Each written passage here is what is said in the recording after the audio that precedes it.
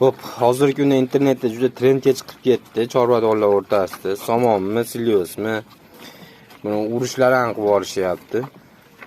Mana shu somon deyish holati mollarimiz. Hammaning o'zining fikri bor, lekin meni fikrim, yangi mol boqishni boshlagan odam silyosni o'zi ekib yetiltirmasa, silyosni pulga olib bersiz, cho'ntagingiz juda ham katta ziyon. Chunki silyos kami 2 oy bosilishi kerak. Agar hozirgi kunda yangi silyos bo'lsa, u quruq suv va ishqordan iborat xolos. Molni ichini o'tkazasiz, minus yurasiz xolos. Eng normallisi somon. Mana shu yerda u 9 ta molimni yakkan bo'lsa, 9 ta molimga bitta pirs ham ketmayapti. Hozirgi kunda pirsni bittasining narxi 3000 so'm bilan 4000 so'mning o'rtasida. O'zingiz hisob kitob qilib olaverasizlar. Bitta molga tushsa 500 so'mlik o't tushyapti. Amano yemi rasa borsa 10.000 so'mga tushsin. Lekin bu mollar ichida 500 kilolik novvoslar ham bor. Bunaqa katta xunajillar ham bor. Hisob kitob olaverasiz. Agar silyos bilan quruqda boqaman desangiz, mana shu molni o'ziga bir kunda 30.000-35.000 so'm rasxod qilib qo'yasiz. Maslahatim, yerni o'zingiz olib ekin, silyosni yetishtiring, undan keyin silyosda boqing. Agar yo'q, unga qurbingiz yetmasa, eng zo'ri somon. Somonni ham mol boqib semirtirayotganlar ko'ryapmiz. Like'ni bosib bugun billatib qo'yasizlar videomizga. Buni berilish tartibini videoda ko'rsatganmiz. Sog' bo'linglar, salomat bo'linglar.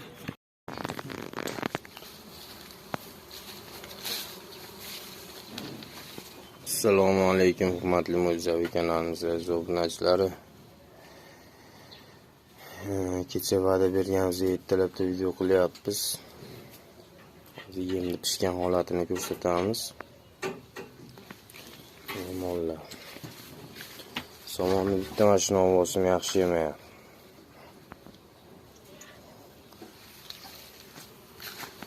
Qo'yinlari. Tong sahar.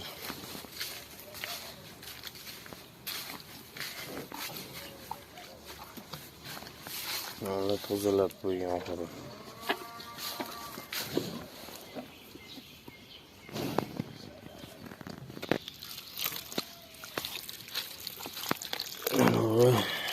Kecha o'sha pishirgan yemimiz holat.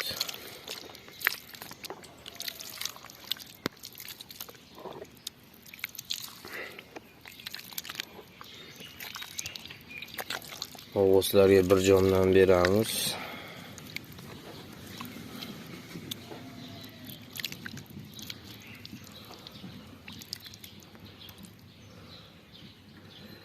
Ovoslar ko'targancha ichyapti bu.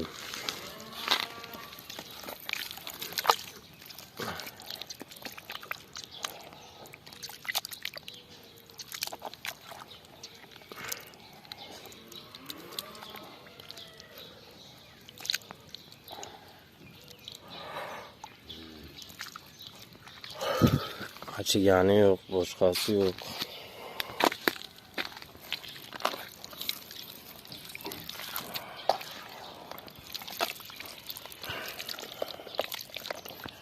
Quyuqsi yo'ligi ham yaxshi.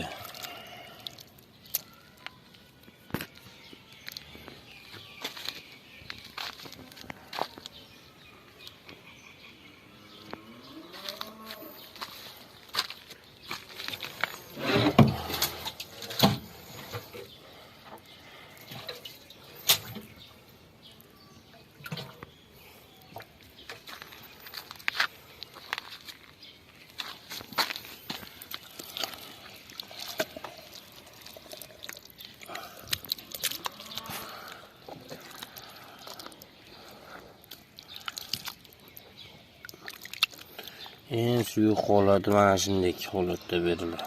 Bo'lmasa bundan ko'ra quyuqroq holatda beriladi.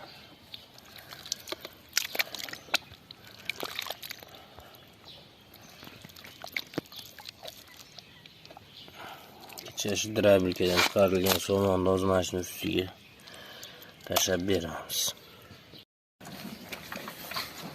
Mana akalar, onlar ish.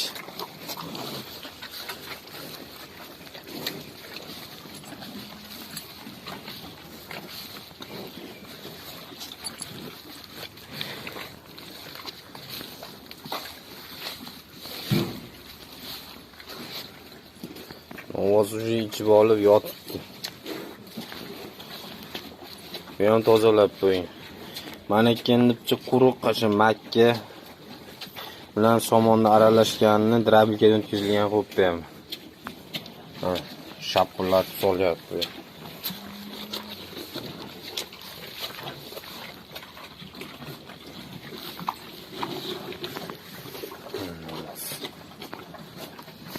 Bularga yana yarim jomdan beraman. 1 kilo 1,5 kilo atrofida kunjar aralashtirib uni ham solishadi. Demakki quruq somon makkani qo'shib qo'yaman, yeb kech-kech yotaveradi. Bir jomdan hozir videoning boshida ko'rsatgan atalarimiz o'zini tushadi. Akalar, bitta gap